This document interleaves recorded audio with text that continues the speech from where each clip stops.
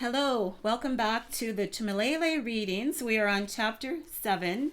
In chapter 6, we finally went to Israel, which of course is also not under the mist and is helping Eden to feed the world. There we had the insight into a Council of Nations meeting, which is overseen by Keiko, and he is assisted by 10 other rulers. We learned more about Nathan and Keiko's past relationship, as well as that Keiko's belief is that humanity would shape its own destiny, which is without the sovereigns, which is contrary to Prince Adani's teachings. We also saw Tasib without the suit. In Dr. Mark, we met this intelligent doctor on the island, and we met the only two non-adults on the island, Cree and Lucas. They are fun, and they will be fun. Captain Nicholas Hunt, otherwise known as Nick, we also met him, and learned that Michael will join the pilots, Michael Shanshi. And also we learned about the underground Israeli loyals who are loyal to Prince Adani and the loyals. And also we met the female security who is not yet named, but has an important role in this story. All right, let's jump in to chapter 7.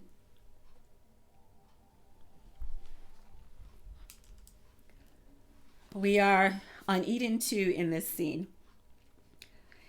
It was about Hope's 10th time in the mist patch. It was a monthly routine that had started almost a year ago. The mid-afternoon sun disappeared at entry into the patch. With artificial light, she could see only a few meters ahead.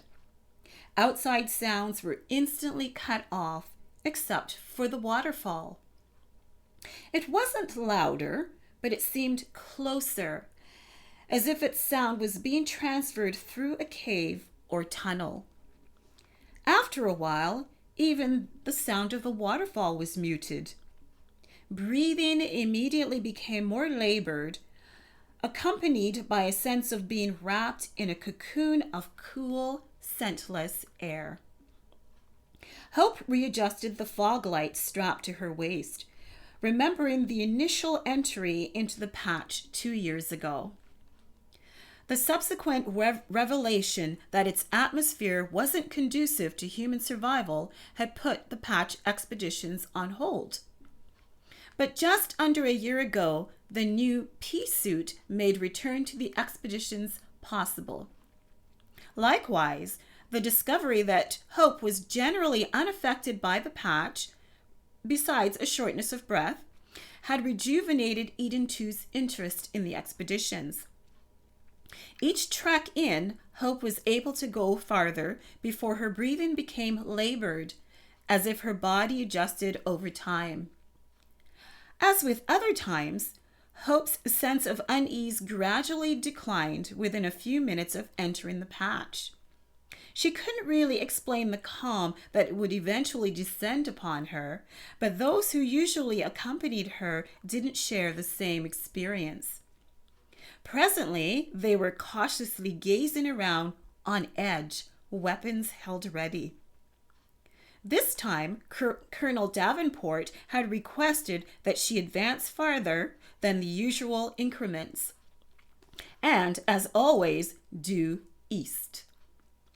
The patch covered an area that mimicked a peninsula, with its sides bordered by the Atlantic Ocean and its entrance on the island. Logically, the journey through, where it eventually merged with the general mist, should end in the Atlantic. But no one believed that, and Agios had refused to shed any light on it. So, it was a mystery that they willingly joined forces with the Council of Nations to solve. Eden 2 provided the manpower, and the Council of Nations provided all the available equipment needed. Before Hope had been asked to join the expeditions, the military had already ventured in as far as they could go. Any attempt to travel more than 7 kilometers had resulted in a strange phenomenon. Military personnel had described it as a hindrance, some kind of force field that blocked them from going any farther. Not a physical barrier as such, but an impenetrable force they couldn't see or touch. The experience had left the explorers understandably shaken and the rest of the research team extremely puzzled. Multiple attempts had the same result until it was suggested that perhaps hope was the key. Everyone knew, without voicing it, that the ultimate goal was to see if she could pass through the barrier. Hope paused and looked behind. She could see nothing. The landscape differed slightly from the rest of Eden too, in that it was barren of vegetation, but its rock and soil formations were identical. The 4 military guards were watching her steadily. She could almost feel the uncertainty radiating through their pea suits. "Are we set to continue?" the one on her right asked through his helmet's microphone. Hope smiled reassuringly, hoping it was visible in the gloom. "Yes, I'm good." Their handheld fog lights merged on the barren ground in front. Hope walked steadily at an even pace, not wanting to jar the electrodes attached to her forehead, arms, and chest. Information on her vital signs and brain activity were sent to a small portable box unit strapped to her back. The information was vital for medical research and military intelligence in the ongoing study of the mist patch. Along with these monitors, a water bottle and small snack pack were also attached to her person. The constant beep of her security's sonar equipment was somewhat reassuring. Sonar, which would normally work in water, worked effectively in the patch, but it had yet to indicate any large obstruction or pitfalls along the way. Just the endless, cool mist that didn't condense as might be expected. It was dry, unusually so. Pause. Hope waited patiently as one of the men slowly inched ahead.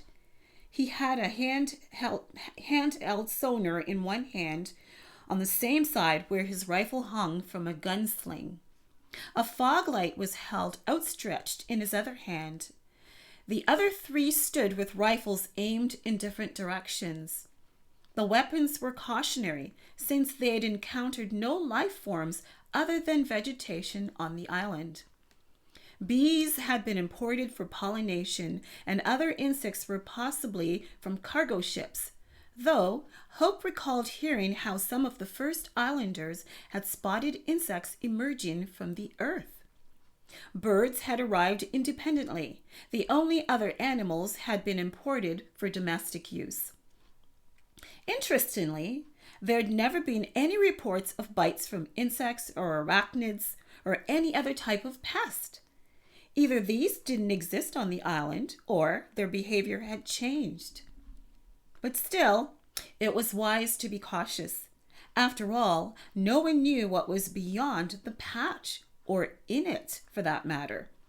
Worse yet, they could fall off the island on the way through. Hope smiled at the thought. Whoever said the world couldn't be flat? "Okay," the military guard said, given permission to continue. A red flag on a thin pole appeared, which meant they were at the farthest point since her last journey. That's how Hope thought of it, her journeys into the patch. She had yet to articulate to anyone the sense of destiny she felt each time, as if something or someone was waiting for her. Yet how could that be? A slight shiver coursed through her as she led them farther in. New scene.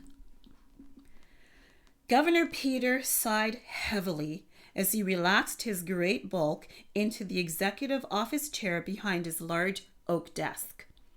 After straightening his tie, he shuffled through papers on the desk.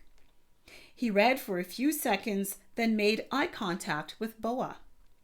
Boa, who was seated before the desk, waiting patiently. "I've given much consideration to your request, Boa. The report is indeed exemplary, and I've no doubt of further success." He shuffled some more papers.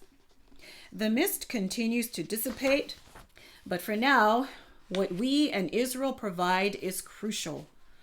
Multiple greenhouses with artificial lights cannot keep up with the demand usually supplied by thriving farmlands. Other than Eden 2's waters, harvesting seafood has been minimal." He folded large hands, resting them on the papers before him.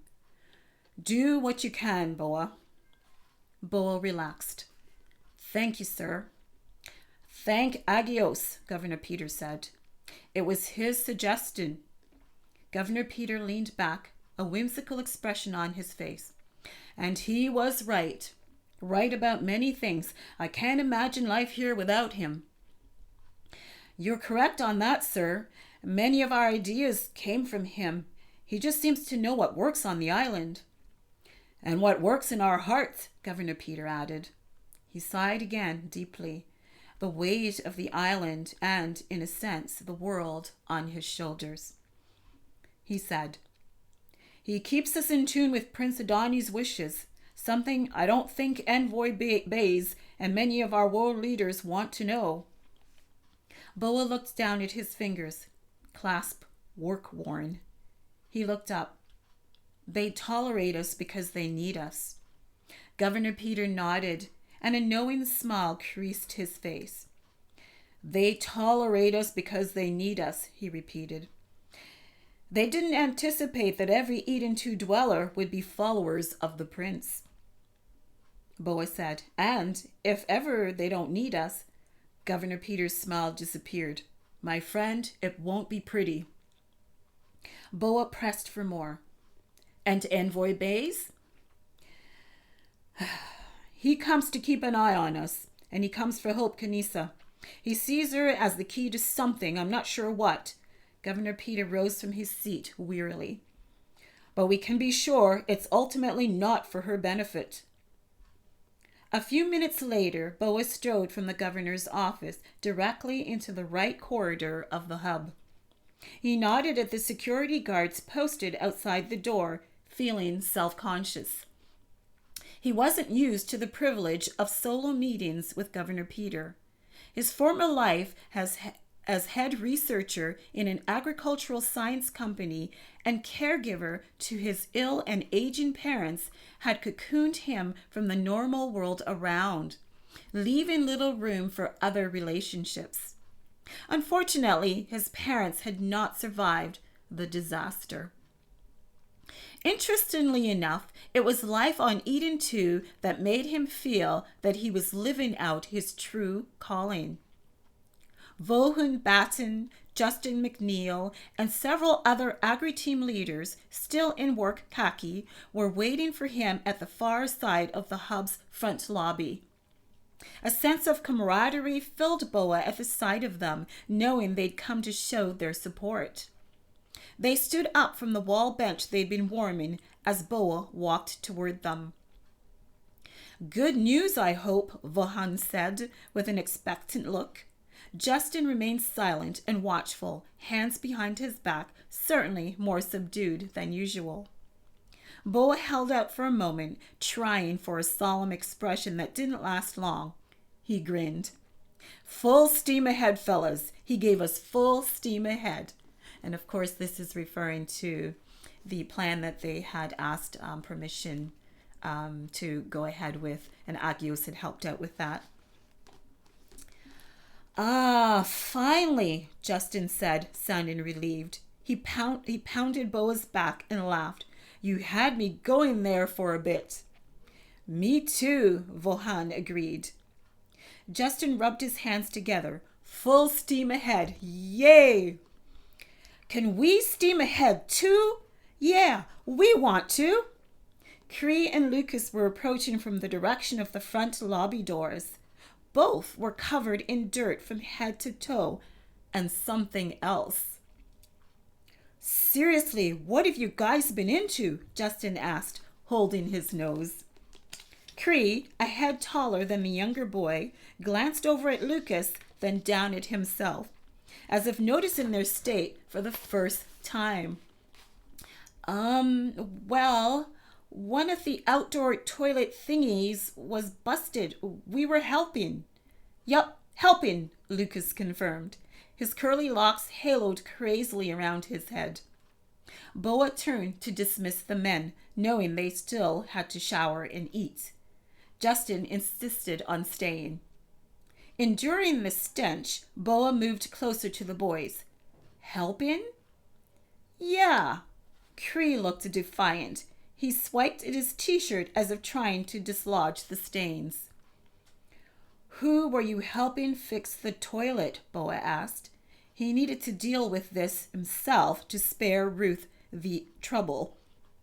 He knew she'd also been abandoned as a child, so she was deeply committed to the boys. He felt they took advantage of it. Lucas was looking up and Cree was looking down, the perfect sign that they didn't want to answer. Either tell me now or forget about thoughts of steaming ahead. Lucas first responded. Wait, no. His pubescent voice cracked. He looked at Cree. Tell him. Come on, Cree, Justin said, grinning. Be a man. It can't be that bad. Well, we didn't exactly help anyone. He finally looked Boa in the eye. We were trying to fix it on our own before maintenance. Yeah, and I think we did it. Lucas stepped forward, bolder now, and grabbed hold of Boa's arm. Really, we did. Okay, Boa said, stepping back to break Lucas's hold. The smell was pretty rancid. I believe you. Justin laughed. Boa waved the boys away. We'll talk about this later. Just go get cleaned up. Don't let Miss Ruth see you. They turned to leave. Wait. They stopped. Have you finished your lessons for the day? Boa asked. They looked at each other. Cree answered.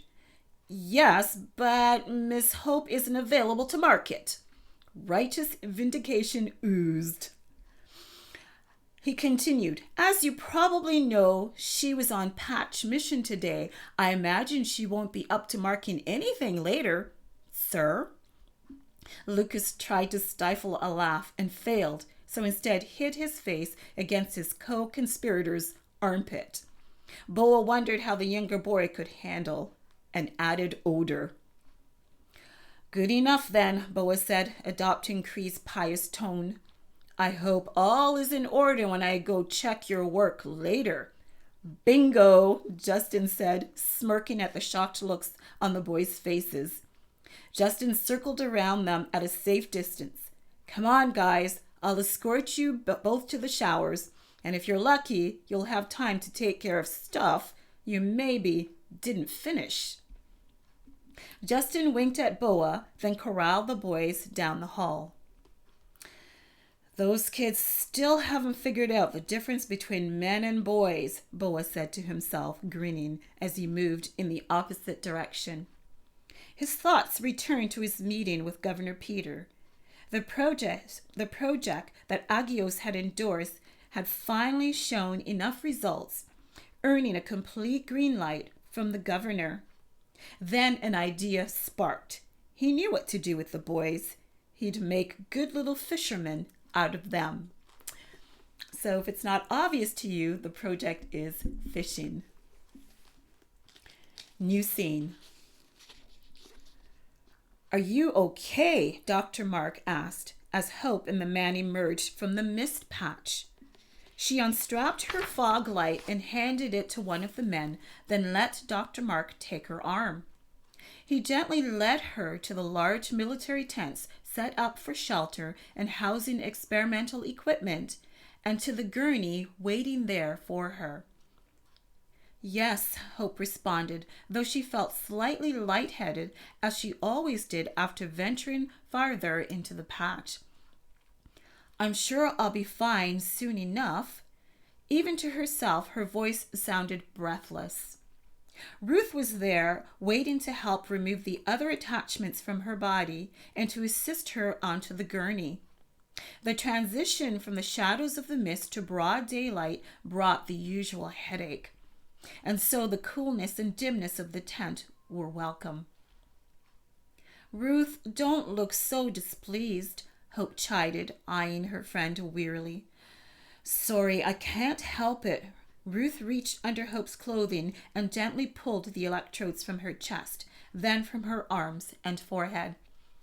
You're a recycled guinea pig. If vehicles get choked up, sputter, and die in the patch, I don't know what they think it's doing to you. But I don't mind, Ruth. I seem to recover normally.